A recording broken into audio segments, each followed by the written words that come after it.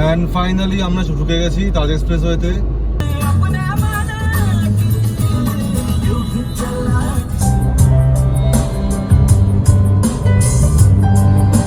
Finally আমরা Jamuna এক্সপ্রেসওয়েতে entry করছি।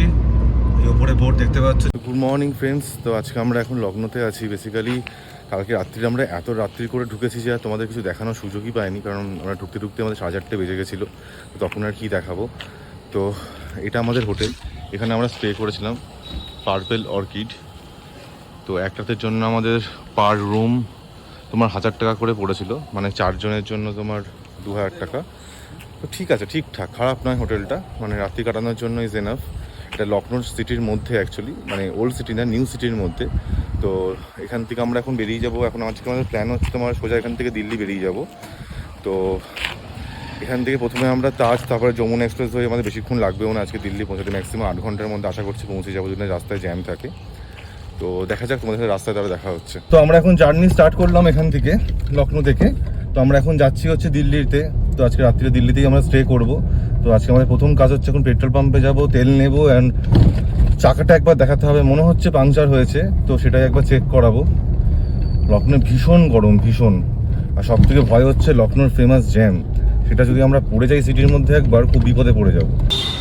তো আমরা এখন এই লখনৌ একটা জায়গাতে বিরিয়ানি খেতে এসেছি, the money sitting point. Basically আমরা যেতাম অন্য জায়গাতে মাসি বিরিয়ানিতে, কিন্তু সেটা আজকে বন্ধ রয়েছে। তো তাই জন্য আমরা একটা এই মানি সিটিং পয়েন্টে খেতে এসেছি। তো এখান থেকে খেয়ে আমরা সোজা বেরিয়ে যাবো, ওই জন্য আমরা আগেই খাওয়া দাওয়াটা সেরে নিচ্ছি, তাতে রাস্তায় না লেট না হয়। তো আমরা এখন খেয়েই বেরোচ্ছি এখান থেকে। তোমাদের খাওয়ার দেখালাম না, কারণ আমি খাওয়াতে বেশি জোর দিচ্ছি না, কারণ আমি ফুড ব্লগ তো করছি না। তো আমরা এখানে বিরিয়ানি আর কাবাব খেলাম। তো মোটামুটি আমাদের 1100 টাকার মতো বিল হলো। খাবার দাবার বেশ ভালোই ছিল, যেমন লখনৌর হয়, তো বেশ ভালোই ছিল। আমরা এখন এই লখনৌ সিটি দিয়ে বেরোচ্ছি। এটা হচ্ছে অ্যাকচুয়ালি নিউ লখনৌ। ভীষণই সুন্দর চারদিকটা, দেখতেই পাচ্ছি রাস্তাঘাট একদম পরিষ্কার চকচকে পুরো একদম। লখনৌর বেসিক্যালি দুটো পার্ট, একটা নিউ লখনৌ, একটা ওল্ড লখনৌ। তো এটা এখন আমরা নিউ লখনৌ দিয়ে যাচ্ছি। ওল্ড লখনৌ ঢুকলে একটু মুশকিল হয়ে যায় গাড়ি চালানোর, কারণ প্রচণ্ড কনজেস্টেড, কিন্তু এই দিকটা বেশ সুন্দর, মানে কোনো অসুবিধা হয় না সেরকমভাবে।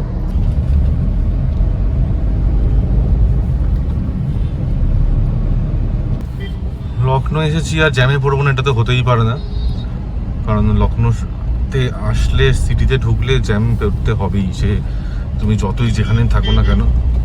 তো সেটাই এখন আমরা ফেস করছি। যদিও আর বেশিক্ষণ নয়, এটা পেরিয়ে গেলেই আমরা উঠে যাব তাজ এক্সপ্রেসওয়েতে। এই জায়গাটা অ্যাকচুয়ালি পুরোটাই প্ল্যান সিটি, পুরোটাই সুন্দর করে প্ল্যান করে, মানে ঠিক আমাদের ওখানে যেমন সল্টলেক বা ধরো দুর্গাপুর, ঠিক সেরকমভাবে এই জায়গাটা বানানো।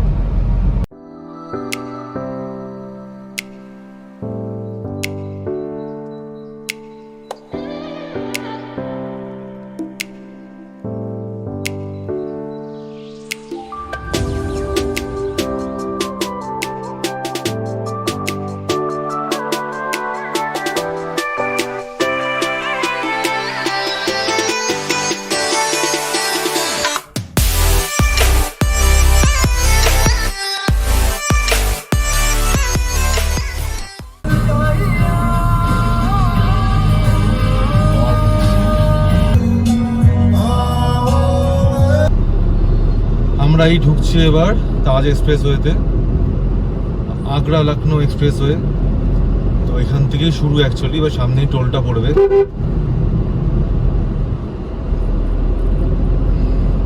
এই লাইটগুলো দেখেই অ্যাকচুয়ালি বোঝা যায় আমরা তাজ এক্সপ্রেসে ঢুকছি। এই শেপের লাইট অ্যাকচুয়ালি শুধু এই এক্সপ্রেসওয়েতেই আছে।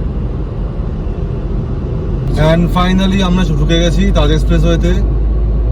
এই স্পাইরাল ব্যান্ডটা ক্রস করলেই শুরু হয়ে যাবে লম্বা একদম টানা একটা এক্সপ্রেসওয়ে। যারা অ্যাকচুয়ালি গাড়ি চালাতে ভালোবাসে, সবারই মোটামুটি জীবনে একটা স্বপ্ন থাকে যে রাস্তায় গাড়ি চালাবে। যদিও আমি এখানে আর গাড়ি চালিয়েছি এসে, যখন আমি রাজস্থান যাচ্ছিলাম, বাট তখন এই ব্লগিং জিনিসটার ব্যাপারে জানতামও না, তখন পড়াও হয়নি। বাট এবারে আমি ঠিক করে এসেছিলাম, তোমাদের আমি অবশ্যই দেখাবো এই রাস্তা, যারা আসোনি এখনো পর্যন্ত। অনেকেই হয়তো এসছো, বাট অনেকেই আসোনি। দেখতেই পাচ্ছ অসাধারণ রাস্তা। এখানে চুপ করে শুধু অ্যাক্সিলারেটরে পা রেখে বসে থাকলেই কাজ হয়ে যায়।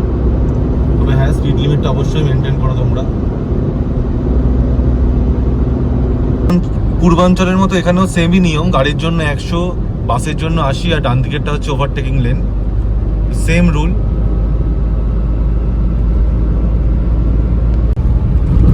এই টোল প্লাজায় ঢুকছি আমরা। এটা অ্যাকচুয়ালি এখন আমরা ঢুকছি, এখন টাকা কাটবে না, জাস্ট আমাদের এন্ট্রি হবে, যখন বেরোবো তখন আমাদের ফাস্ট্যাগ থেকে টাকা কাটা হয়ে যাবে।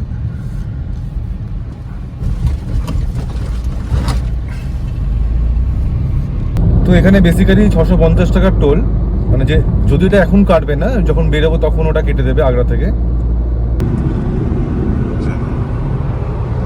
তো এটা হলো ইন্ডিয়ার সেকেন্ড লংগেস্ট এক্সপ্রেসওয়ে। প্রথমটা তো কালকে তোমাদের দেখিয়েছি পূর্বাঞ্চল, এটা সেকেন্ড, অ্যান্ড যমুনা থার্ড, এরপরেই যমুনা শুরু হবে অ্যাকচুয়ালি, এটা এখন শেষ হবে। তো এই রাস্তার টোল হচ্ছে 650 টাকা আগ্রা অবধি। তো এখন আমাদের পাঞ্চ হয়ে গেল যে আমরা ঢুকলাম, তো যখন আমরা বেরোবো তখন 650 টাকা আমাদের ফাস্ট্যাগ থেকে কেটে দেবে। বা 650 টাকা ওয়ার্থ ইট, মানে এই রাস্তার জন্য ওয়ার্থ ইট, মানে খুব ইজিলি দিল্লি পৌঁছে যাওয়া যায় যমুনার তাজের জন্য। তো খুবই ভালো রাস্তা, তোমরা যখন আসো নিশ্চয়ই দেখতেই পাবে পরে।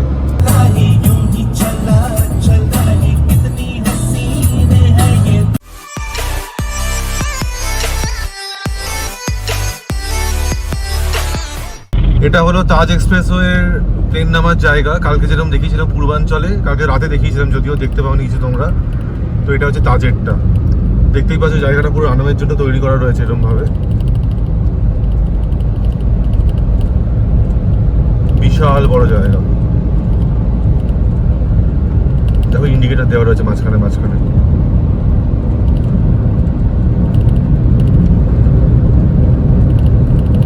আমরা আগের বারে অ্যাকচুয়ালি এটা ক্রস করেছিলাম, আগের বারে যখন আমরা রাজস্থান যাচ্ছিলাম তখন আমি এই যেটা থিমান, এটা তো ওই আমি আর থিমানই ছিলাম অ্যাকচুয়ালি, আরও অনেকে ছিল, 10 জন আমরা এসেছিলাম রাজস্থানের ট্রিপে। তো তখনও আমরা ক্রস করেছিলাম এই জায়গাটা, কিন্তু তখন আমরা দেখতে পাইনি ভালো করে, কারণ তখন সেই সময় রাত্রিবেলাই ক্রস করেছিলাম, অনেক রাত্রি হয়ে গেছিল, আর বৃষ্টি পড়ছিল সেই সময়, তো সেই সময় ভালো করে দেখতে পাইনি। আজকে আমি প্রথমবার দিনের বেলা দেখছি জিনিসটা তোমাদের মতো।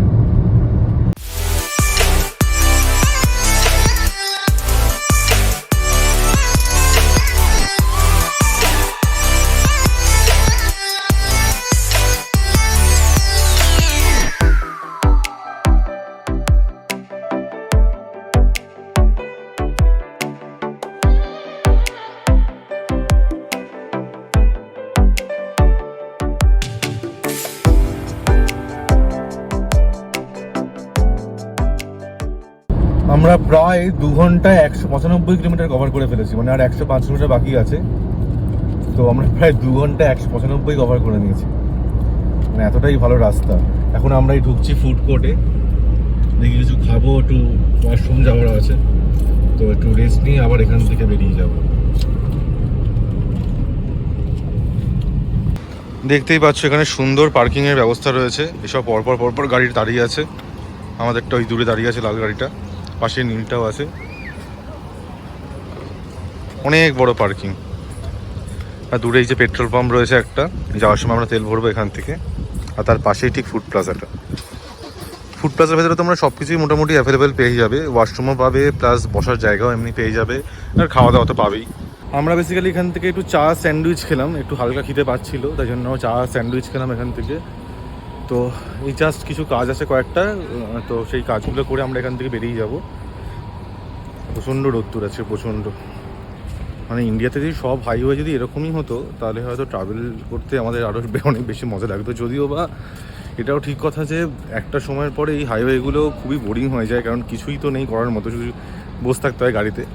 তো একটা সময়ের পরে খুবই ব্যাপারটা বোরিং, কেননা লখনৌ থেকে দিল্লি যাওয়ার জন্য দুটো বড় বড় এক্সপ্রেসওয়ে, তো দুটো এক্সপ্রেসওয়ে ক্রস করলে তোমরা দিল্লি পৌঁছে যাবে। এবার ব্যাপারটা হচ্ছে পুরোটাই এক্সপ্রেসওয়ে, মানে 90%, টাইমটা অনেকটাই কম লাগে, বিশাল সুবিধা হয়। বাট পাশে যদি কেউ না থাকে তখন তুমি বোর হবেই কিছুক্ষণ পরে। তো যদিও সেটা আমরা হচ্ছে না, কারণ আমরা অনেকজন আছি, গল্প করতে করতে সময় কেটে যাচ্ছে। বাট তবুও এটা ফুড কোর্টের এন্ট্রি অ্যাকচুয়ালি। তো ভেতরে ঢুকে তোমরা সব রকমই মোটামুটি খাবার দাবার পেয়ে যাবে, ড্রিঙ্কস বলো, মানে সফট ড্রিঙ্কস অবভিয়াসলি। এই স্টেয়ার্স থেকে উঠে গেলে তোমরা প্রপার ফুড কোর্ট দেখতেই পাবে ওপরে খাবার দাবারে। যদিও সব দোকান খোলেনি, চাহিদা বাড়তে বাড়তে আস্তে আস্তে সবই হয়তো খুলে যাবে। এই নিচে আইসক্রিম, ড্রেস, দূরে ড্রিঙ্কস, ওপরেও খাবারের জিনিস অনেকপত্রই আছে।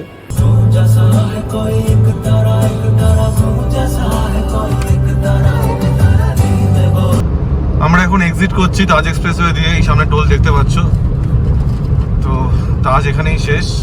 এরপরে এবার যমুনা এক্সপ্রেসওয়ে শুরু হবে একটু পরেই।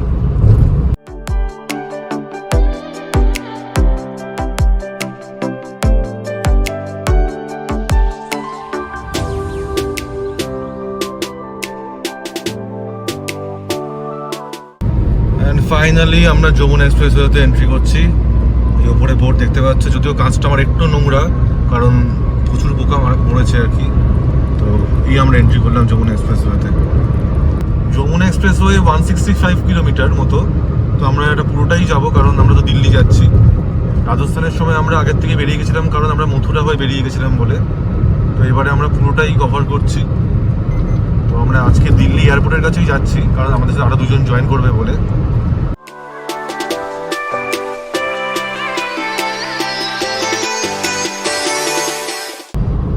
তো আমরা এখন ঢুকে গেছি নয়দাতে। তো এখন এগোচ্ছি টুয়ার্ডস দিল্লির দিকে বেসিক্যালি। এখনো ম্যাপ বলছে প্রায় 35 কিলোমিটার বাকি আমাদের হোটেল পৌঁছাতে।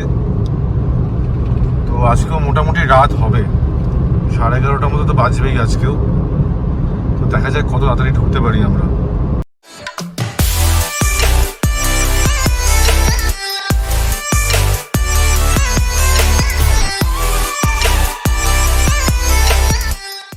তো আমরা এই নয়দা থেকে দিল্লি ঢুকছি এখন।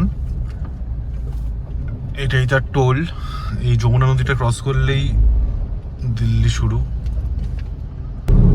এই ব্রিজের তলা থেকেই যমুনা নদীটা গেছে, যদিও তোমরা দেখতে পাবে না এখন কারণ পুরোটাই অন্ধকার, সাইডটা পুরোটাই অন্ধকার, কিন্তু খালি চোখে দেখা যাচ্ছে জলটা। এখান থেকে ইউপি আর দিল্লির বর্ডারটা ক্রস করেছে অ্যাকচুয়ালি। তো আমরা জাস্ট এই হোটেলে ঢুকলাম দিল্লিতে এসে। মানে প্রচণ্ড ট্রাফিক ছিল দিল্লিতে ঢোকার পর, তার জন্য একটু লেটই হয়ে গেল আমাদের ঢুকতে ঢুকতে। তো এখন আর রুম টুর তোমাদের আলাদা করে কিছু দিচ্ছি না কারণ রুমের অবস্থা খুব খারাপ, দেখতেই পাচ্ছ। এই যে এই একটা খাট রয়েছে, এদিকে আর একটা বেড রয়েছে। তো আমরা দুটো রুম নিয়েছি, একটা 4 বেড একটা 2 বেড, কারণ আমাদের সাথে আরও দুজন আজকে জয়েন করছে, তাদের এয়ারপোর্ট থেকে আনতে যাওয়া হয়েছে অ্যাকচুয়ালি। তো তাই জন্য আমরা দুটো রুম নিয়েছি। তো কালকে চেষ্টা করবো তোমাদের সকালবেলা রুম টুর দেওয়া একটা, যদিও রুম টুর দেওয়া নেইও আমাদের রুমে, জাস্ট একটা রুম আর এই আমাদের সব লাগেজ পড়ে আছে। তো একটু অগোছালাই হয়েছে জিনিসপত্র সব। তো আজকের এই ব্লগটা এখানেই আমি শেষ করছি, নতুন করে আর কিছু এক্সটেন্ড করবো না যাতে তোমরা বোর না হও। তো যদি কিছু ভালো লেগে থাকে আমার ব্লগে তো অবশ্যই আমাকে ভালোবাসা দিও, আমার পাশে থেকো। আর যদি কিছু ভুল ত্রুটি হয় তাহলে অবশ্যই কমেন্ট করে আমাকে জানিও, আমি সেটা অবশ্যই শুধরে নেওয়ার চেষ্টা করব। তো থ্যাংক ইউ, দেখা হচ্ছে তোমাদের সাথে পরের ব্লগে।